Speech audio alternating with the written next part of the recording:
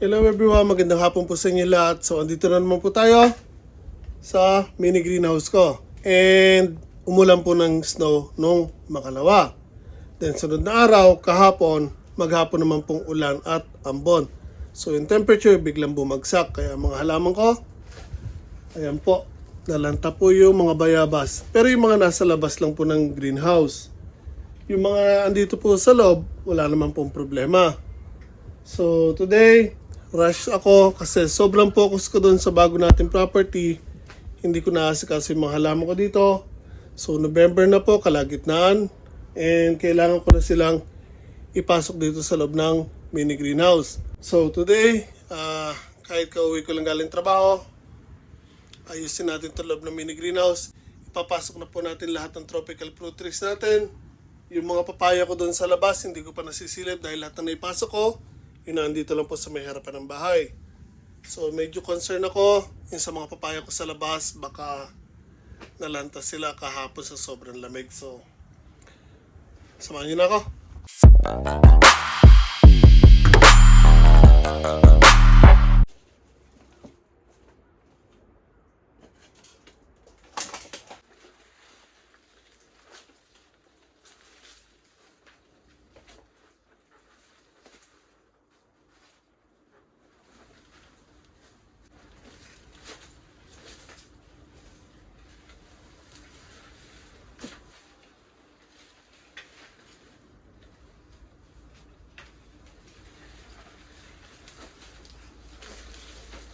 Guys, may nakuha pa akong bayabas, ang laki oh.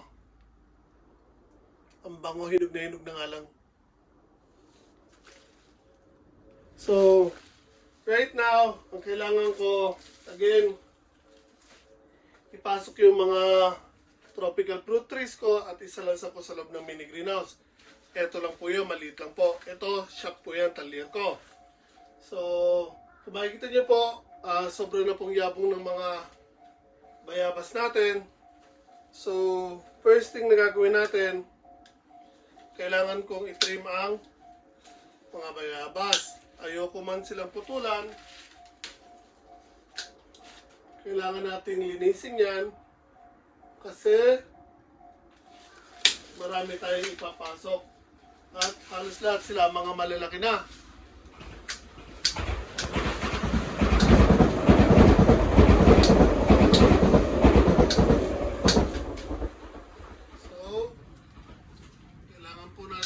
Buwasan yung mga dahon nila, branches, para hindi sila magbanggaan.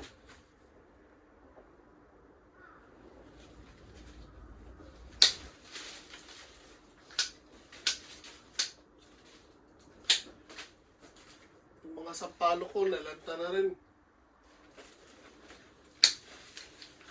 Halos sa every weekend po kasi, nandun ako sa bago nating property. Kaya totally hindi ko na nasusubaybayan yung mga halaman ko dito. At yung sibuyas. Kasi nga hinahabol ko, by March, maiayos ko na yung property doon sa kabila and makapag-umpisa na tayo magtanim. So, in the process, ayan po, napabayaan ko yung mga halaman ko dito. So, tulad ng sinabi ko kahapon, biglang nag-drop ang temperature at lumamig po ng sobra. Kaya yun, ura-urada. Naghanap ako ng mga kahoy na sisigaan. Nagpunta ako doon sa Kaitaya, yung kaibigan ko na may nagigiba ng mga bahay. Nakuha tayo ng mga kahoy. Pwedeng sigaan. So, as you can see dito na sobrang taas na po nitong main tree natin.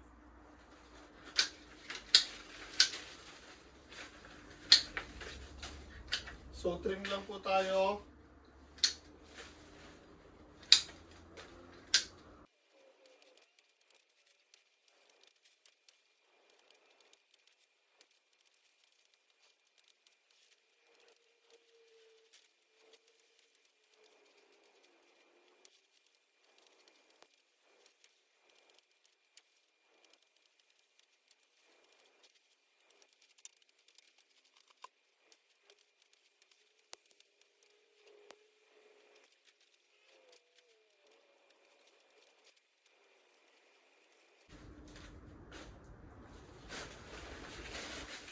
as for now, okay na ako dun sa pagtitrim na yon.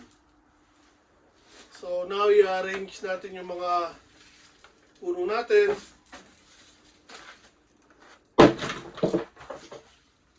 Unti-unti natin papasok guys yung mga halaman natin.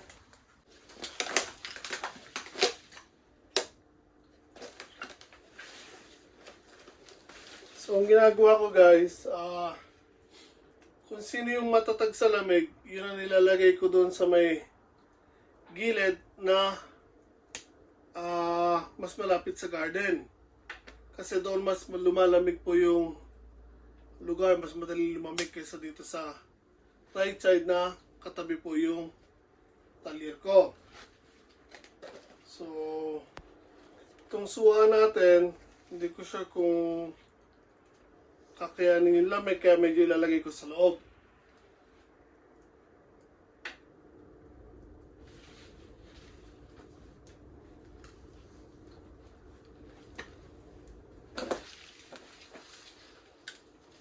Itong mga bayabas ko, titrim po natin ng makapalan na. Huwag na po tayo manghinayang. Kasi once na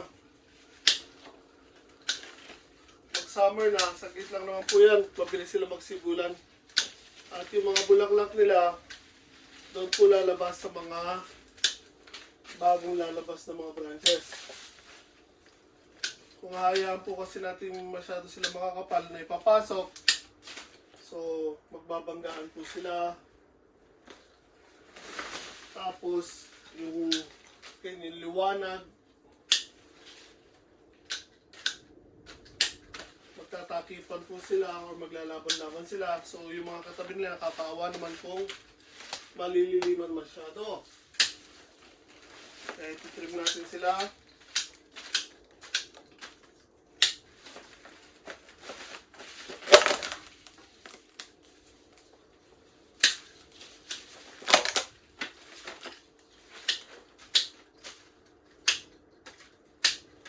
Nakikita nyo, tinatambak ko lang ng tinatambak o binabagsak ko lang ng binabagsak yung mga pinagputulan ko.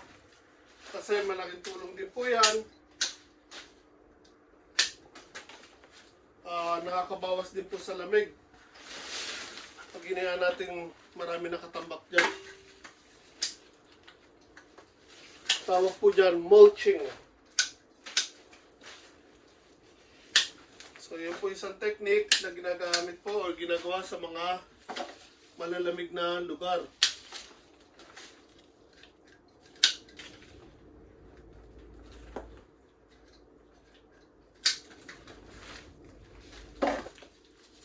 Okay na ako dyan. Now, ilalagay ko ito doon sa loob.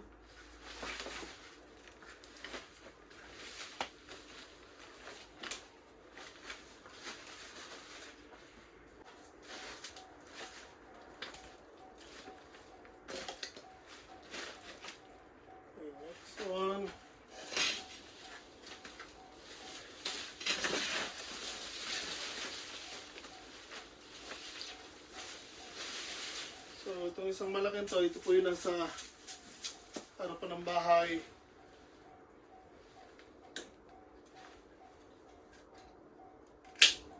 Ayan o, dami niyang bagong bulaklak.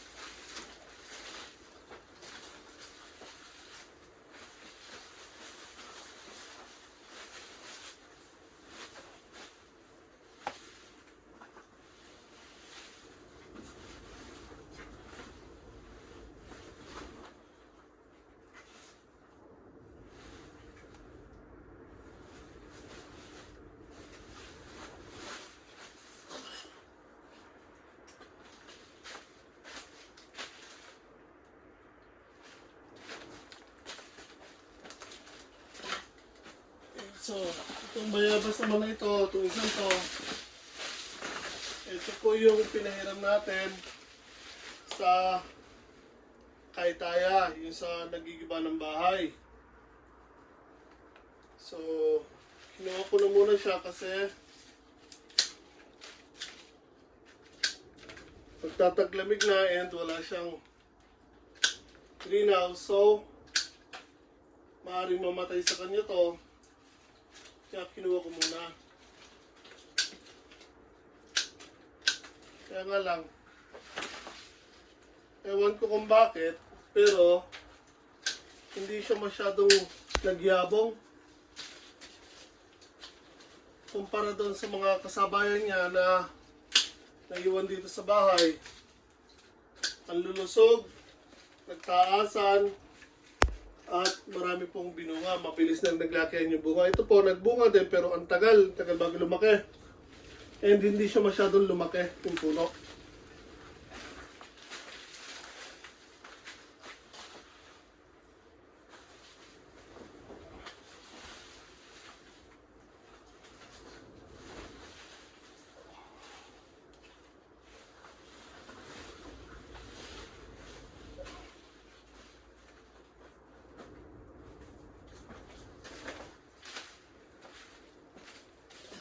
Okay guys, so tapusin ko na to. Pakita ko na lang sa inyo mamaya. Okay guys, so yan po, madilim na. And ayan, so far, siksikan na po sila dyan. So, tulad ng sinabi ko, yun nandito sa labas ng garden, ang dami po sa kanila mga nalantana. Pati yung mga kasaba ko, medyo delikado na po. And yung papaya so far okay naman. Ito malunggay. Ito yan po yung sobrang taas doon sa may labas. Pinutol ko po. Pero meron ako mga ipinasok na medyo nalanta na po sila. So hopefully makasurvive pa rin sila. Again kasi sobrang pagmamadali ko hindi ko nasikas kahapon. Yung avocado medyo nalanta rin ng mga dahon. Yung mga sili ko okay naman. Yung bato yung pinya okay din. Napakahirap pong bumuhay ng pinya dito sa Japan sa totoo lang. So ito pang ilan ko na yan.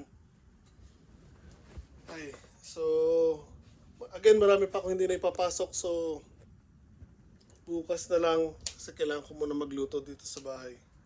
So next ito bukas naman.